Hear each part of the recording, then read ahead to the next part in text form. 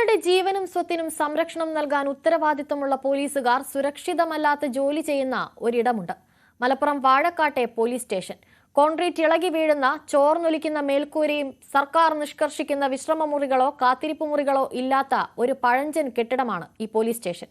സംസ്ഥാനത്ത് ഏറ്റവും മോശമായ ഭൗതിക സാഹചര്യത്തിൽ പ്രവർത്തിക്കുന്ന പോലീസ് സ്റ്റേഷനുകളിൽ മുൻപന്തിയിലാകും ഇത്.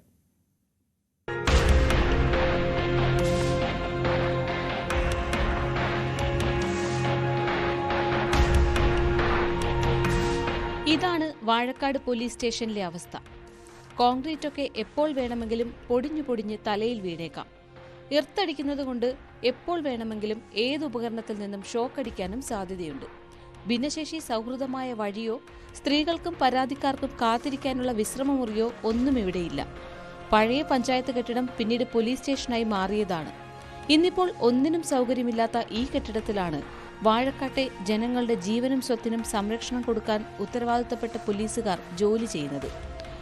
ഈ കെട്ടിടത്തിൽ നിന്ന് പോലീസ് സ്റ്റേഷൻ മാറ്റണമെന്ന ആവശ്യത്തിന് വർഷങ്ങളുടെ പഴക്കമുണ്ട്. പക്ഷേ സർക്കാരിന്റെ സാമ്പത്തിക പ്രതിസന്ധിയും മറ്റും കാരണം ഒന്നും നടന്നിട്ടില്ല. ബിൽഡിങ്ങിന്റെ അവസ്ഥ വളരെയധികം ശോചനീയമാണ്.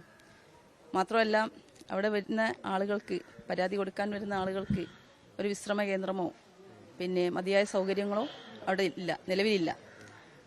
അത് ഒരു ഇത് വച്ചിട്ട് ഡിപ്പാർട്ട്മെന്റ് അതിന് മുൻകൈ എടുത്തുകൊണ്ട് മെച്ചപ്പെട്ട സൗകര്യങ്ങൾ, പുതിയ ബിൽഡിംഗ് ഒക്കെ നമ്മുടെ ഒരു സ്വപ്നമാണ്. മറ്റേതെങ്കിലും സർക്കാർ സംവിധാനങ്ങളാണെങ്കിൽ പ്രതിഷേധം നടത്താനും പ്രക്ഷോഭം നടത്താനുമൊക്കെ നാട്ടുകാരെങ്കിലും മുൻപിൽ വരുമായിരുന്നു. ഇതുപോലെ പോലീസുകാരുടെ കാര്യമായതുകൊണ്ട് അവർക്ക് തന്നെ ഉറക്കെ കാര്യങ്ങൾ പറയാൻ കഴിയാത്ത അവസ്ഥയാണ്. ഫയലുകളിൽ കുടുങ്ങിക്കിടക്കുന്ന പുതിയ പോലീസ് സ്റ്റേഷൻ കെട്ടിടം എന്ന ആവശ്യം സർക്കാർ ഇനിയെങ്കിലും പരിഗണിക്കണമെന്ന അപേക്ഷയാണ് ഇവർക്കുള്ളത്. ന്യൂസ് 18 മലപ്പുറം.